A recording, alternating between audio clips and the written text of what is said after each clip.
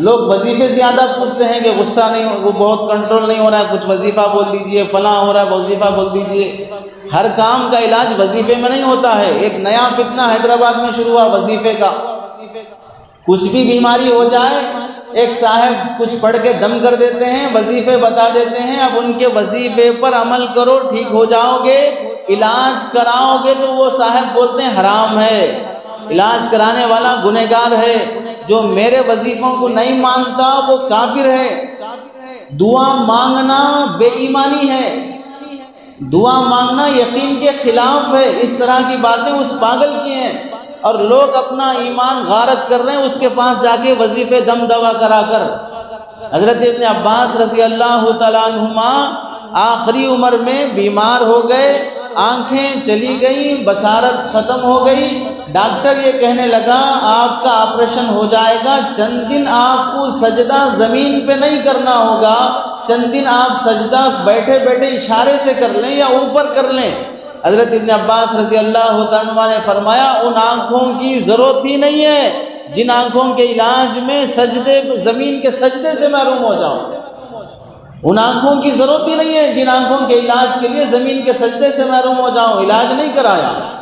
آج ایمان غارت ہو رہا ہے، لوگ پھر بھی جا رہے ہیں اس کے پاس، لوگ علاج کرانے کے لیے جا رہے ہیں، اور پوری گروپ بندی کے ساتھ جہاں کوئی بیمار دیکھو اس کے سامنے تذکرہ کر دیے کہ فلاں صاحب ہیں، آپ کو 3 دن میں 1 ہفتے میں وظیفے بتائیں گے، کچھ آڈیو کیسٹ سنائیں گے، سن لیجئے، 1 ہفتے میں آپ کو شفا مل جائے گی، ہائی لیول کا شوگر بھی کنٹرول میں آ رہا ہے، فلاں مریض جو کینسر کا تھا وہ بھی صحیح ہو جا رہا ہے، فلاں بیمار جو بی پی کا پیشنٹ تھا وہ بھی صحیح ہو رہا ہے۔ اب لوگ بیماریاں اچھا کرنے کے لیے ایمان کا سودا کر رہے ہیں، طبیعت اچھی ہو گئی، اس کے بعد تشکیل ہو رہی ہے آپ مجھے نبی مانیں، آپ مجھ پر ایمان لائیں، میری بات کا انکار کرنے والا کافر ہے، تمام علماء گمراہ ہیں۔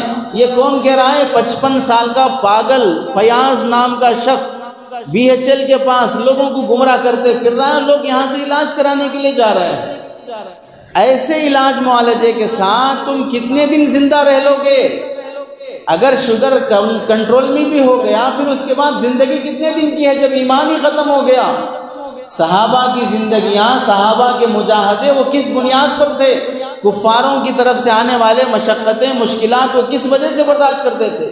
ان کی پراپرٹی کے جھگڑے تھے۔ حضرت بلال رضی اللہ عنہ سے کفار مکہ کا جھگڑا پراپرٹی کی وجہ سے تھا، حضرت خبیب حضرت خباب کا جھگڑا آپسی جائیداد کا جھگڑا تھا۔ کس وجہ سے صحابہ نے وہ مشقتیں برداشت کی؟ ایمان کی حفاظت کی خاطر۔ ہاتھ کٹ گئے، پیر کٹ گئے، زبانیں کاٹ دی گئی، ٹکڑے کر دیے گئے، لیکن ایمان محفوظ رہنا چاہیے۔ اور آج جسم اچھا کرنے کے لیے، جان بنانے کے لیے ایمان غارت کر رہا ہے مسلمان۔